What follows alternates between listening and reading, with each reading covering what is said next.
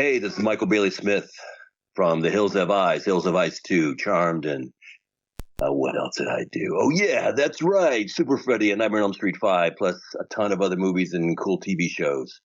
Guess what? You're listening to Moose's Monster Mash. Let's get ready. Never sleep again. Are you afraid of the things that go bump in the night? Do you feel like a zombie after a long night of tossing and turning? Well, then try Dream from Lifewise. Just one tab daily before bed will leave you feeling rested and refreshed every morning. That's right, Dream from Lifewise. Just one simple tab placed on your tongue, it dissolves and lets you drift into dreamland. Text Moose Dream to 754-600-9473 to get you started with your free samples today.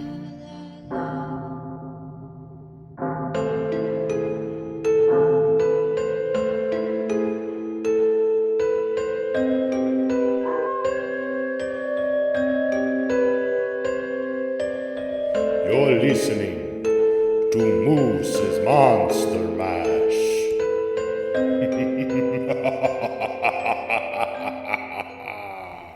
Welcome back, Horror Hounds, to an all-new special episode of Moose's Monster Mash. I'm your host, Moose, and hope you had a decent holiday, and welcome to the new year. And we're going to dive into a nice new indie film from return guest over at Acrostar and friend of the show. Please welcome back the lovely Ann Myrna. Well, thanks for having me again. It's good to see you. Oh, good to see you. I mean, yeah, you guys are the gift that keeps giving, so I thoroughly enjoy it. So how's life been? How's everything been going? Well, Acrostar was very busy in 2024. We started off the year by forming an LLC. So we are officially Acrostar Productions now, and Steve Herman and I are business partners in that. So we do things a little more formally than we have in the past, but onwards and upwards. So we filmed a couple of feature films during the year and a couple of shorts as well. And the first one that we did was Night of the Dead Sorority Babes, which is what we are here to talk about. And so, having seen it, the storyline, the general plot line for it, and then I'll tell you what what I compare it to. So it's, two villainous entities initiate gorgeous sorority babes. Will any pledges survive? Party till you drop. Dead. The college girls want to join the sorority Gamma Rho Kappa, but discover it hides a dark secret. Now, that in and of itself pulls you in. But watching it, it's very reminiscent of like The Breakfast Club meets Slumber Party Massacre. Yeah, something like that, yeah. And you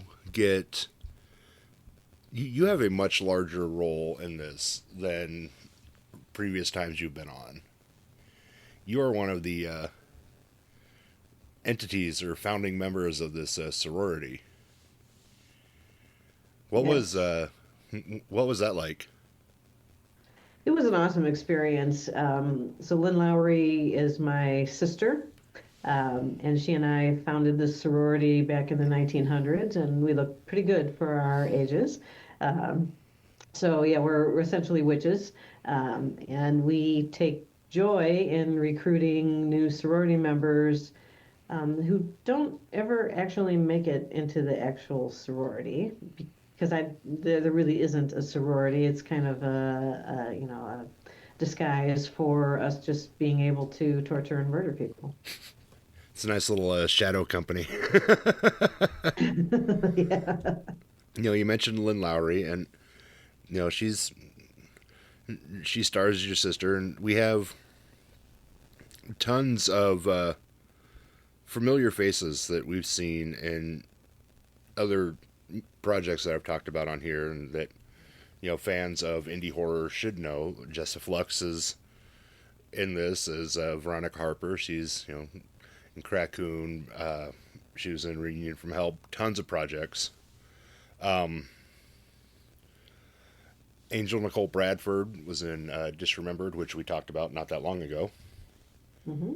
Yeah, I mean, just it's full of just killer cast. No pun intended. I mean, Mia Katz from other Acrostar projects. It's so getting to see all these women in different roles and interact with each other was a real treat. Yeah, it's kind of cool to get them all in one place at one time. Yeah, and especially when it's ones that do a lot of work with Acrostar, because it kind of becomes like the who's who of Acrostar, and it becomes like this almost a highlight reel sort of. It is a very entertaining watch. Yeah, and it was awesome to work with everybody. I mean, you might think getting all these big personalities in one place might cause a little friction or whatever, but I mean, everybody came, brought their A game, were totally prepared, and we had a blast making this film. The special effects are awesome. The kills are creative. Kelsey Livingood and Angel Bradford did the special effects for this film, and Angel co-directed with Steve Herman. So yeah, we just had an awesome time being together and making the movie. The special effects were awesome, and listeners know, and I think you and I've talked about it, that there's definite soft spot in my heart for practical effects, and the less CGI, the better use it to kind of augment, not replace. And there's a feel you get in movies that when you use practical effects that you don't get with CGI. And this as a whole, this movie captures everything from like the 80s that really drove a lot of us into horror to begin with. And we've talked about it came from somewhere, where that really captures like the 40s, 50s, just B movie. Night of the Dead Sorority Babes is a time capsule to that feeling of the 80s. Modern, yes, but it very much is reminiscent of like 80s slasher films, which is why I said like Slumber Party Massacre. This group of girls, like I said, this group of unsuspecting girls who, are forming bonds and forming friendships and are getting picked off one by one, but not in that normal sense of they're being hunted, which is for a viewer, I think is a very interesting take, because, you used to, you have all these girls go to essentially a cabin, and then they're going to get hunted and picked off one by one. And you find out that essentially they've all been selected they've all been you've been pre-approved to meet your demise, which I think is a great, it really adds a different level to the slasher horror genre, because it does very much fall in that slasher area, just the way the kills fall. But it's not your traditional slasher, and like I said, that they're out being hunted and they're prey. I mean, it's shooting fish in a barrel. Yes, yeah, and it's not just like one knife stab after another. Like I say, the kills are all very very specific to each individual. I say they're very specific. They're spaced out, and I think before it's even said that you and your sister might be witches, the use of magic is kind of put into play, and it's kind of it's hinted at heavily that there's darker influences at play than just oh, there's these couple crazies that are out killing people. Yeah, exactly. Yeah, we try to be normal to them at the begin the beginning. So, what was did you guys? Because it looked like it was all filmed like on one location. Yes. So, what was filming like for this?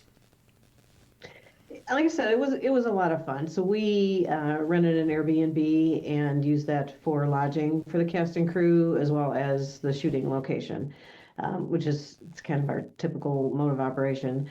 But yeah, we had all these girls coming in from a bunch of different places.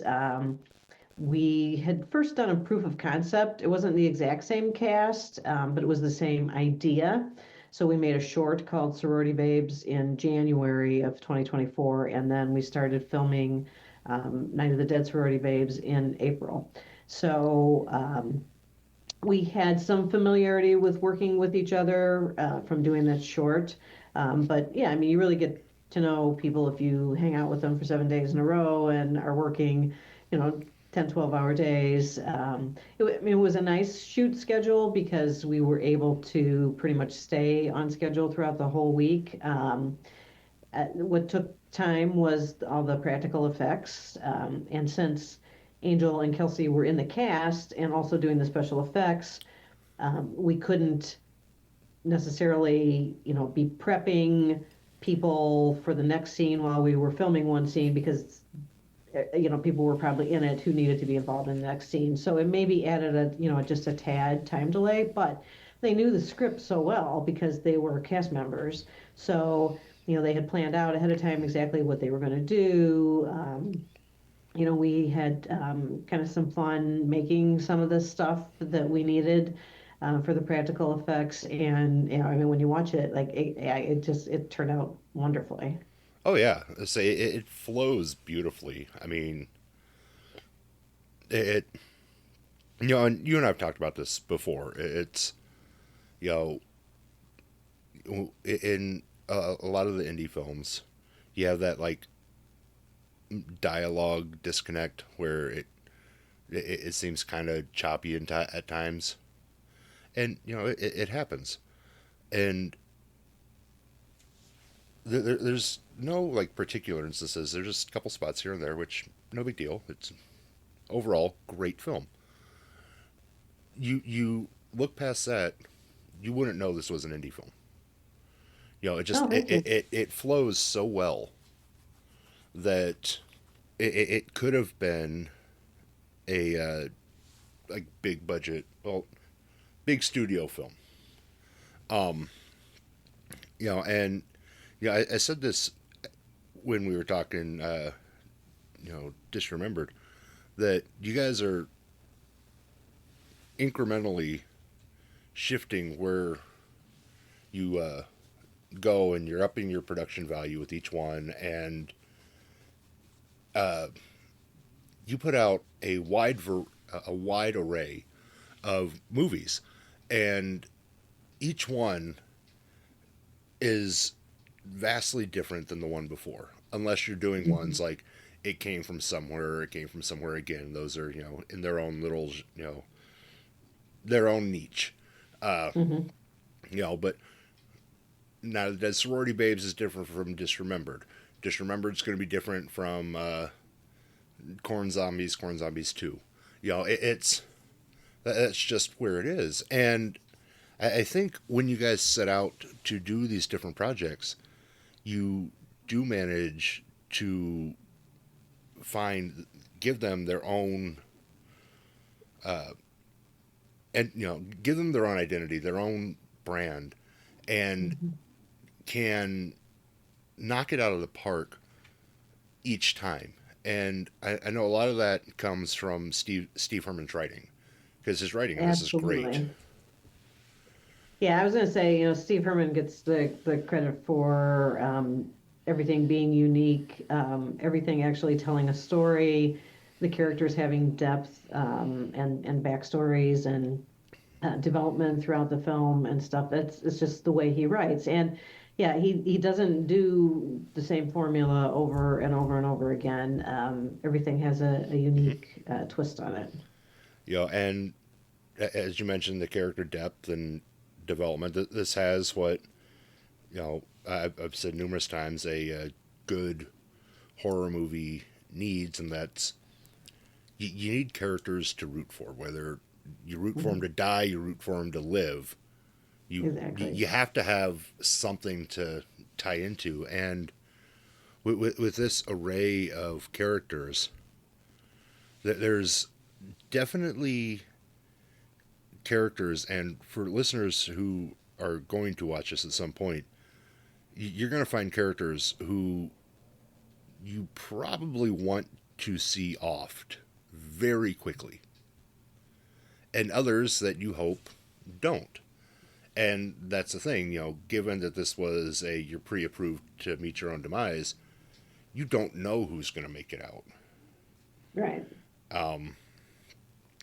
And I'm not going to tell you.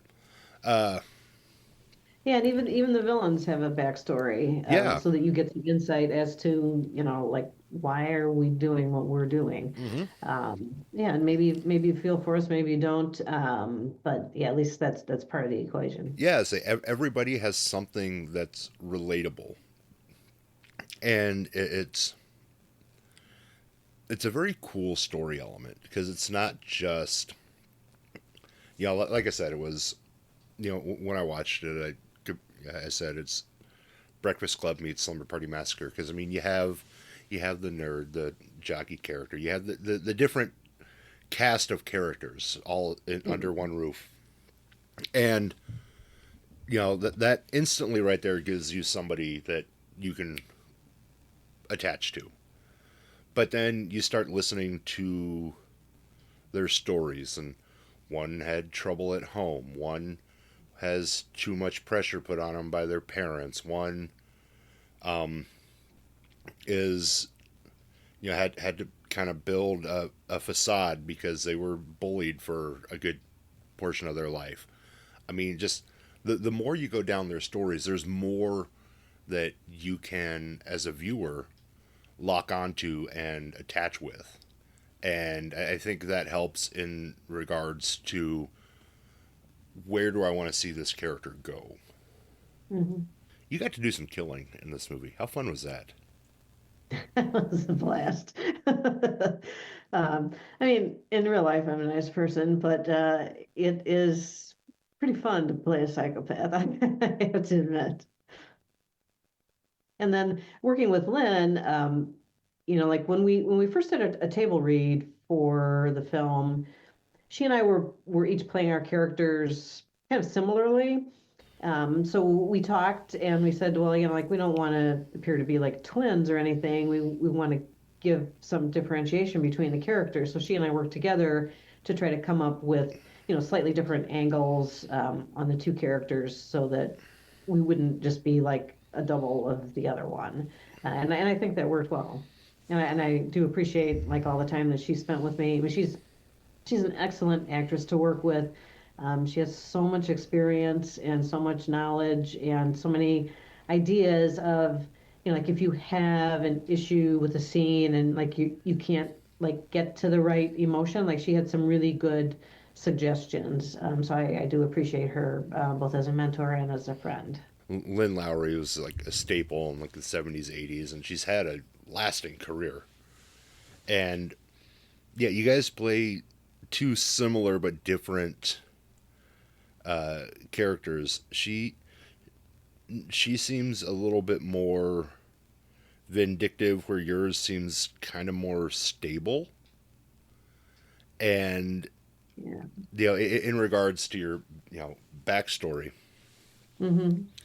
and it's that yin yang feeling, and yet you guys complement each other so well on screen. It is a treat to watch. Oh, thank you.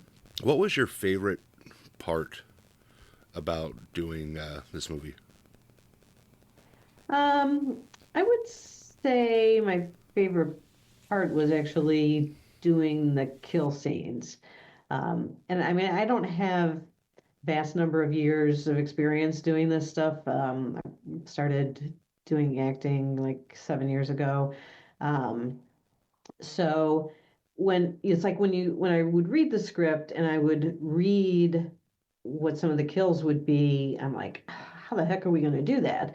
But when you take the experience of the people who have done a lot of this kind of stuff and the cinematography aspect of it, and the director aspect of it, it breaks down into these nice, small, easily achievable pieces. And then when it's together, you're like, wow, that really looks good. Mm-hmm. Like looks like we really did that to that person. So I would say that's kind of like the most interesting thing for me is to kind of see, and there's quite a bit of that going on in this film. So just to kind of see it go from a textual description to the actual edited film is a pretty cool thing. Oh yeah, I say and I've always liked the process. Without names, do you have a favorite kill? The one where there are two of the sorority girls in the room with us. Okay. Because there's a lot going on there. Yeah. I say I think mine is the fingers one. Yeah, that it looks so good. Yeah. Oh my God, it looks so good. I say it is a very it's a true hat nod to the effects team. I mean, it Yeah, pulled it off seamlessly. yeah, Yeah, I mean, it's not even that over that much of like an over the top kill, but just the way it's executed. yeah, It is gorgeous. yeah. Thank you. And listeners are probably like, the fuck? Well, go watch the movie. Which is, the next, where can listeners check this out and be on the lookout to check it out in the future? So the film's being distributed through Bayview Entertainment, and we have had several streaming channels say that they are going to pick it up. Um, and then it's a matter of time for, you get in the queue and then they release them on their channels. So you can watch for news on the Acrostar Facebook group or through Bayview Entertainment. They typically start with the subscription channels first. So things like Amazon Prime Video. I can't remember the name. They've given us a couple names of platforms that are associated with certain cable TV channels. None of which I actually have access to, but those will start to pick up, and then they'll go to the advertising-based channels like Tubi. So over the next several months, you'll start to see it roll out, and then eventually physical media will be available as well. Well, and I think it's definitely going to pick up ahead of steam as it. I think so, and people they always say, well, Acrostar, you do so much with so little. I think we do a good job of that, but we could do so much more with more. So we have been trying to increase the appeal of our campaigns because we do rely on crowdfunding heavily, although we do put our own resources into each and every film as well. But yeah, we're looking for that opportunity where if we've got a little bit more money to spend, like we could really, kind of jump to the next level of operating. So, we're hoping that with Perfect Soul, which is a book adaptation. So Steve Herman wrote the book several years ago and is adapting that to a screenplay. But we're hoping with that one that we can really, get some more funding behind it so that we can put some more resources behind it. Well, and where you're at, it's kind of a long game.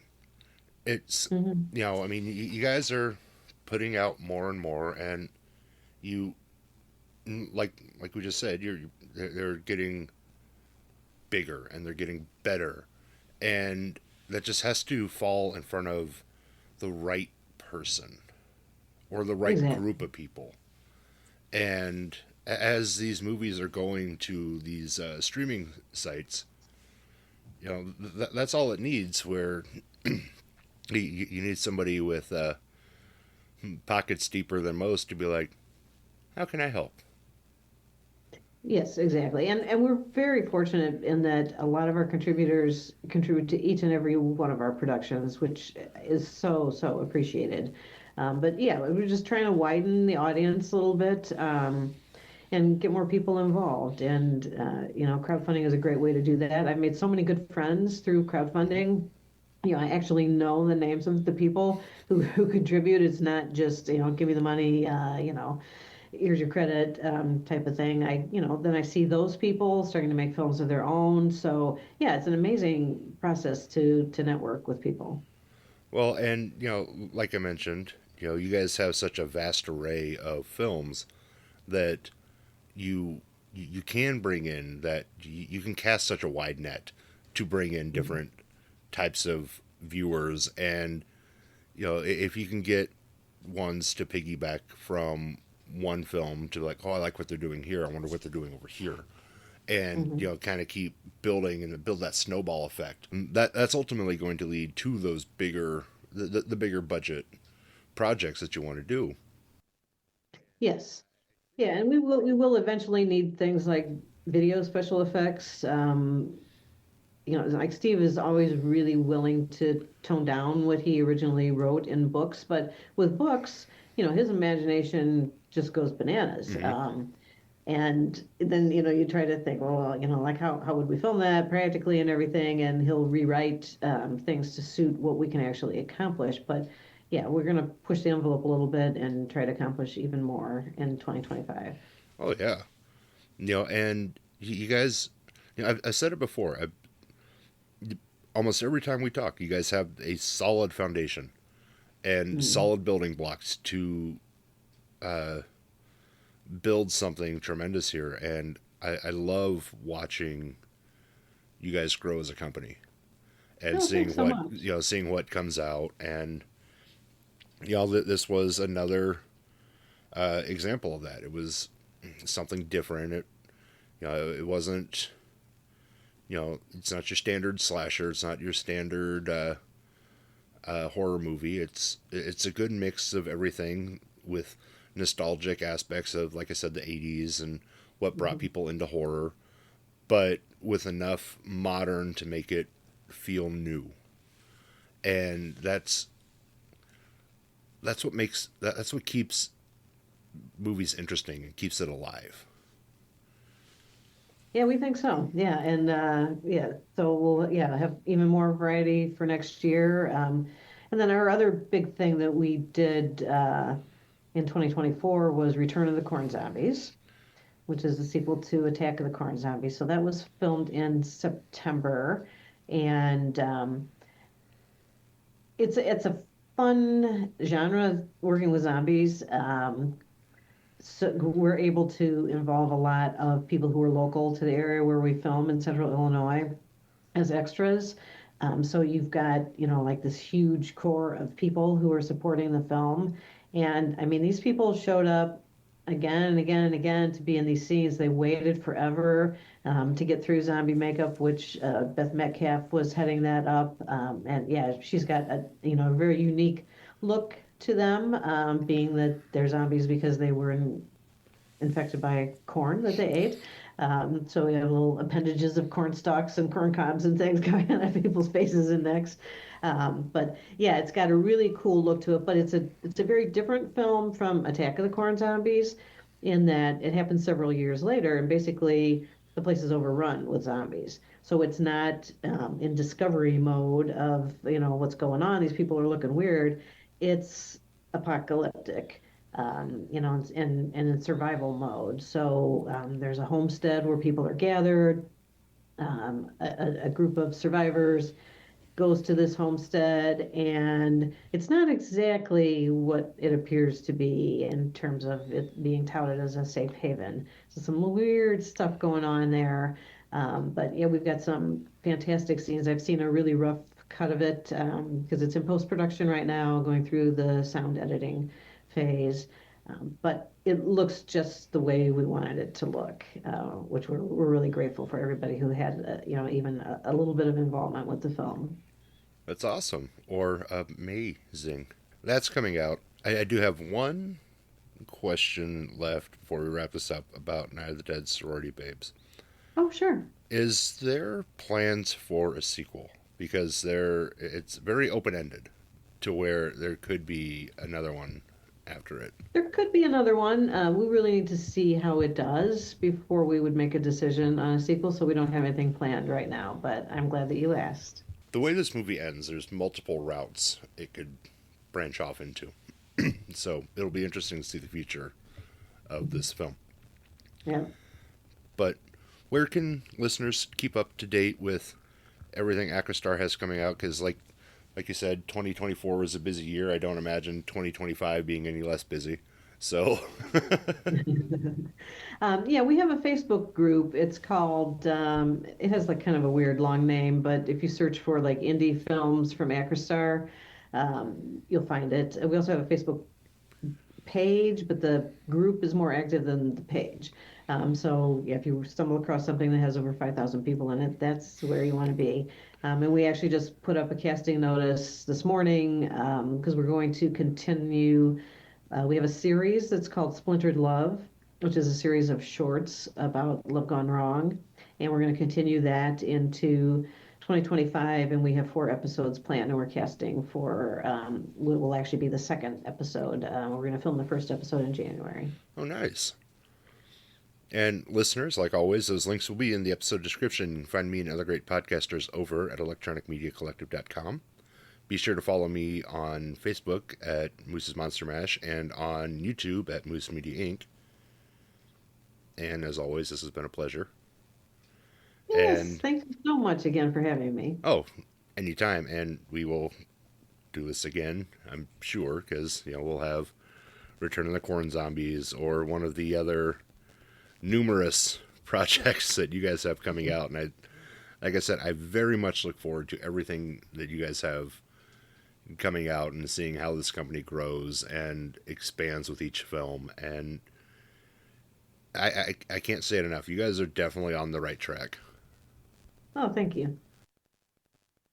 Well, we appreciate the support, Paul. Oh, you're more than welcome. Check out their links, watch for their Indiegogo, support the films, and until next time, Horror Hounds, mash on.